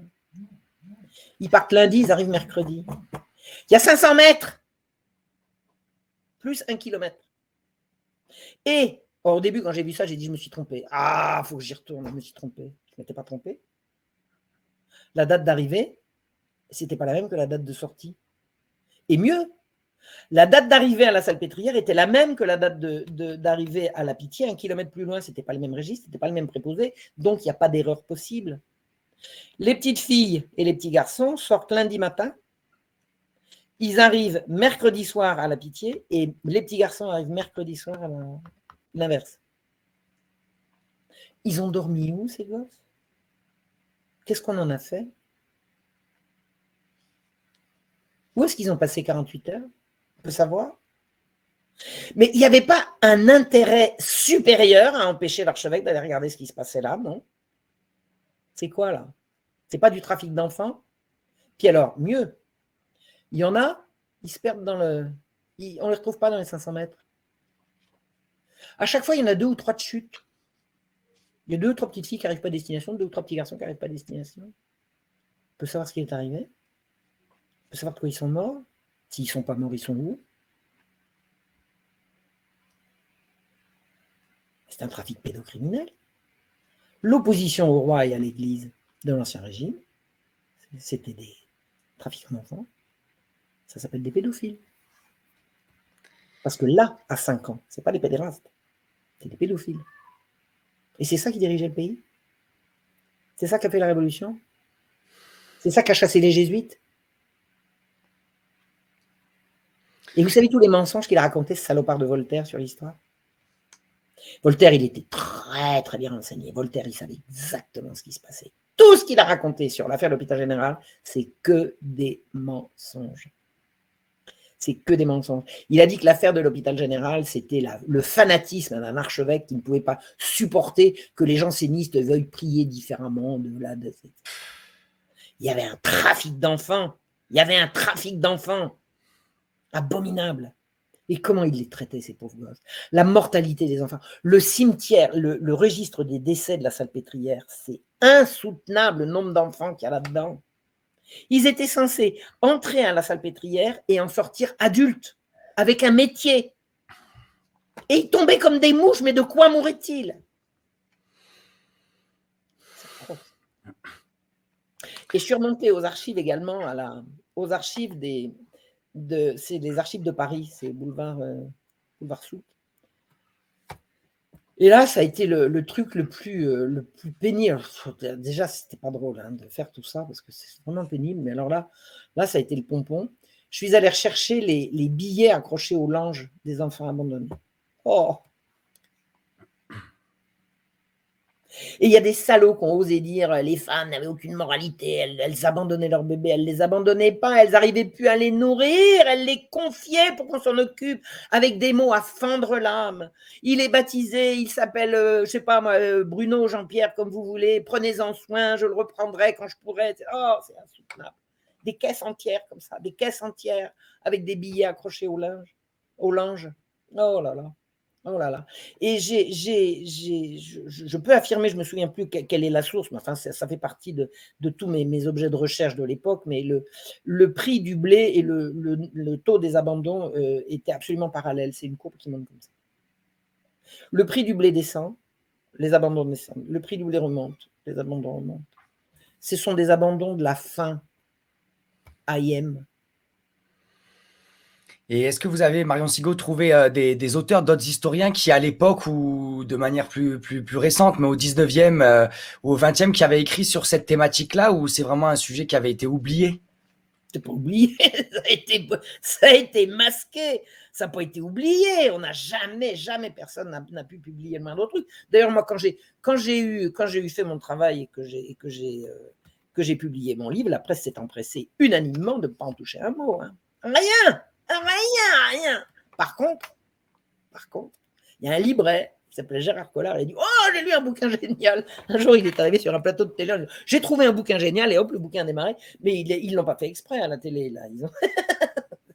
Mais c'est parce que le gars était libraire. S'il avait été journaliste, il ne l'aurait pas fait. Salut, merci. Mais c'est des histoires. Non, personne n'a étudié ce sujet. Personne n'a étudié ce sujet. Et ceux qui ont abordé le sujet ont menti. Ça, c'est. On a raconté des tas de conneries sur les mœurs de Louis XV. On raconte des énormités qui ne sont pas crédibles et qui cachent la réalité. Quoi. On a raconté qu'il faisait des orgies abominables dans une maison dans laquelle il y avait des trucs. Non, il y avait une petite maison dans laquelle il y avait des petites filles. Ça, c'est certain. C'est pas la peine d'imaginer qu'il y en avait des centaines à chaque fois. Une à chaque fois, ça suffisait. Et vous savez, il y a un truc que je sais, que j'ai compris à force de travailler sur le siècle et surtout sur le dossier d'Amiens, c'est que les domestiques parlent aux domestiques. Les domestiques, ce n'était pas une corporation, il n'y avait pas de corporation de domestiques, mais ça fonctionnait comme une corporation. C'est-à-dire que c'était vraiment un métier extrêmement solidaire. Eh bien, le domestique qui portait à manger ou quoi ou qu'est-ce, là où Louis XV recevait les petites filles, en 24 heures, c'est pas pareil. C'est ça la rumeur. Et en plus, les gens parlent devant leurs domestiques comme si c'était des potiches. Enfin, pas tous, mais il y en avait certains, notamment le frère de la marquise de Pompadour. Lui, il prenait son domestique pour une potiche. Et il parlait devant lui. Et comme c'était lui qui alimentait la couche royale, Damien, il était à portée de savoir ce qui se passait. Donc ceci explique cela, non? Même s'il a retrouvé sa fille, parce que c'est vrai que la fille de Damien a été enlevée, ça c'est absolument certain. C'est absolument certain. Mais il l'a retrouvée, elle n'a pas fait partie des enfants mis à la salpêtrière ou qui ont été renvoyés, donc qui ont disparu. Parce qu'il y a des enfants qui n'ont pas été retrouvés. J'ai retrouvé tous les enfants qui ont été enlevés en 1750. Je les ai retrouvés, j'en ai retrouvé la liste à l'hôpital. Il y en a, la majorité ont été rendus à leurs parents, mais il y en a qui n'ont jamais retrouvé leurs parents. C'est parce qu'ils sont devenus. C'est parce qu'ils sont devenus. C'est terrible. Oui, c'est un sujet vraiment difficile, douloureux. Ça fait froid dans le dos vraiment. Et ma dernière question, ça serait, vous avez fait le choix de cette stratégie d'utiliser l'histoire pour dénoncer des événements plus récents. Et donc après cette présentation historique, donc on est parti des années 1600, 1650 et on allait un peu jusqu'à la Révolution française autour de cet hôpital général. Et donc c'est un peu un ancêtre des services sociaux. Ah ben tout à fait, c'est l'ancêtre des services sociaux. C'est pas un peu, c'est l'ancêtre des services sociaux. Et donc, peut-être ma question de la fin, c'est quel parallèle vous permettez de faire en tant que chercheuse sur ce parallèle, ce lien, et est-ce que vous avez aussi donc des informations ou des éléments qui vous permettent de voir de potentielles dérives aussi d'institutions et d'administrations qui, sous l'apparence de protéger les pauvres, d'aider les orphelins, une répétition peut-être de l'histoire, malheureusement, avec des témoignages des fois qui peuvent être concordants? Je trouve que d'abord, il faut savoir une chose, c'est que le crime qui n'a jamais été dénoncé, le crime institutionnel qui n'a jamais été dénoncé, je ne vois pas à quel prix il aurait pu s'arrêter. À partir du moment où une institution est pourrie, aussi longtemps que l'institution perdure, pourquoi voulez-vous que la pourriture la pourriture, ça exige un grand nettoyage. Si le nettoyage n'a pas lieu, le truc perdure. Donc, il est certain que l'hôpital général a été remplacé à la Révolution par ce qui est devenu l'assistance publique et que les dénonciations n'ayant jamais été faites des exactions qui se passaient sous l'Ancien Régime, il n'y a aucune raison que ça n'ait pas continué. D'ailleurs, il y avait quand même suffisamment d'indices. Si la Révolution avait voulu dénoncer ces choses-là, elle l'aurait fait. Alors moi, j'ai été extrêmement naïf pendant mes études. C'était rigolo parce que moi, j'étais persuadé que la Révolution, ça avait été un grand mouvement populaire qui avait libéré le peuple. On a vu. On a vu comment. Et ils ont mis la main sur l'hôpital général. Ils ont changé le nom, ils ont changé l'administrateur, ils ont conservé exactement le même truc. C'est une horreur. Et c'est devenu c'est pas qu'on a appelé ça. On appelait ça l'asile. Mais non, se faire enfermer à Bicêtre, même jusqu'au XXe siècle, c'était encore l'horreur. Hein. C'était encore l'horreur. Donc, les services sociaux n'ont jamais fait le ménage. Donc, à partir du moment où vous avez compris que vous avez un réseau pédocriminel qui est à l'intérieur de l'institution qui s'occupe des enfants, pourquoi voulez-vous que ça ne s'arrête pas? Moi, j'ai compris que c'est comme ça que ça fonctionnait. Et la chose qu'on vit aujourd'hui et qui est absolument nouvelle par rapport à ce qui se passait à l'époque, c'est que maintenant, on revendique la sexualisation des enfants. Avant, la mainmise sexuelle sur les enfants, c'était le crime des crimes, c'est pour ça que c'était caché. Maintenant, ça devient une revendication. Ça devient une revendication. Maintenant, on veut que les enfants soient sexuels dès la naissance. Bon, tout ça, c'est l'escroquerie qui ne sait. C'est encore une longue histoire. Il faudrait parler du travail merveilleux de la magnifique Judith Reisman qui nous a quittés là au mois d'avril dernier. Elle a dénoncé, elle est remontée à la source de toute l'escroquerie actuelle qui consiste à prétendre que les enfants ont droit à une sexualité. Et ça, ce sont des actes absolument pédocriminels organisés à l'échelle planétaire par les grandes agences de l'ONU. Donc, la différence entre ce qui se passait sous Louis XV et maintenant, c'est que sous Louis XV, ça se faisait sous le manteau, maintenant, ça se fait aux Nations Unies. Ça se fait aux Nations Unies. Il est bien évident que, alors, on dit l'Église, il y a de la pédophilie dans l'Église. D'abord, ce qu'ils ont dénoncé, c'est plutôt de la pédérastie, c'est-à-dire c'est de l'homosexualité, ça me semble clair et net. Hein. Ça me semble clair et net, à partir du moment où il y a 80% de garçons dans l'histoire, c'est comme ça que ça s'appelle. Et c'est certainement pas une exclusivité non plus des ecclésiastiques. Il y a suffisamment de plaintes, enfin d'alertes sur ce qui se passe dans la justice, dans les services sociaux, à l'éducation nationale. Partout où il y a des enfants, il y a des pédophiles. C'est là qu'ils se mettent. C'est là qu'ils se mettent. Et ils se mettront davantage là où ils seront le plus protégés, c'est-à-dire là où ils auront la caution de la justice. Donc, moi, j'ai voulu Quand j'ai découvert la réalité des réseaux pédocriminels de Lyon, j'ai voulu voir si ça avait un précédent dans l'histoire. Ben, pas qu'un peu, pas qu'un peu. La grande différence entre hier et aujourd'hui, c'est que hier on le cachait, alors qu'aujourd'hui on le revendique. Regardez un gars comme Matzneff, il a pu dire « je suis pédophile, j'aime les pédophiles, je défends la pédophilie, je trouve que la pédophilie c'est très bien », et il a pu faire ça pendant des années. Et il n'est toujours pas en prison, hein. Et c'est pas parce qu'il est vieux qu'il n'est pas en prison, parce que ceux qui disent qu'il est trop vieux pour qu'il aille en prison, on aimerait qu'ils arrêtent d'exiger que comment s'appelle-t-il, Roman Polanski y aille, il est plus vieux. Entre Roman Polanski et Gabriel Matzneff, Roman Polanski est plus vieux. Pourquoi est-ce qu'on s'en prend à Polanski et pas à Matzneff? Si c'est une question d'âge et qu'à leur foutre la paix, ils sont vieux. Les vieux criminels ont le droit de couler des jours heureux, et non, il faut arrêter. Faut arrêter. Donc la pédophilie maintenant, elle est promue. On promeut maintenant la sexualisation des enfants, c'est-à-dire qu'on brise l'enfance, et en brisant l'enfance, on brise l'humain. C'est une espèce, c'est l'extermination finale du genre humain, ce qu'on est en train de, une tentative. Je pense qu'ils ne gagneront pas, mais c'est une tentative véritablement d'éradiquer l'humanité. En s'en prenant aux enfants, on éradique l'humanité, on détruit l'humanité. Et le combat pour les enfants, c'est le combat essentiel. C'est celui que je mène depuis 30 ans maintenant. Eh bien, vraiment, merci beaucoup Marion Sigaud pour votre combat pour la vérité et pour aussi protéger ces enfants. J'espère qu'on aura l'occasion de se retrouver dans les prochains mois pour parler potentiellement de la Révolution française ou des droits sexuels et de l'hypersexualisation de la société qui vient légaliser ou en tout cas généraliser dans la culture populaire cette hypersexualisation avec, on le voit très bien, toutes les dérives de plus en plus nombreuses, de la publicité au cinéma en passant par les discours. Je rappelle à la communauté donc 4 ouvrages qu'on voulait mettre en avant ce soir. Donc La Marche Rouge, Les enfants perdus à l'hôpital général, qui était donc un livre au cœur de l'échange de ce soir. Voltaire, Une imposture au service des puissants, dont vous nous avez rapidement partagé quelques mots en fin d'émission. L'ouvrage De la centralisation monarchique à la révolution bourgeoise, voilà, qui potentiellement fera donc l'objet d'un échange dans les prochains mois. Et enfin, Les droits sexuels ou la destruction programmée de l'enfance et de la famille. En tout cas, nous sommes chanceux, au-delà de la gravité du sujet, d'avoir des femmes comme vous qui portaient ce combat depuis plus de 30 ans, comme vous venez de nous le rappeler.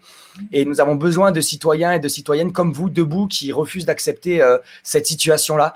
Donc, on est heureux sur le Front médiatique d'accueillir des chercheuses qui refusent de laisser à l'échelle de leur existence simplement de passer sur cette terre et de laisser toutes ces horreurs et de dénoncer avec force ce que vous faites depuis maintenant de nombreuses années.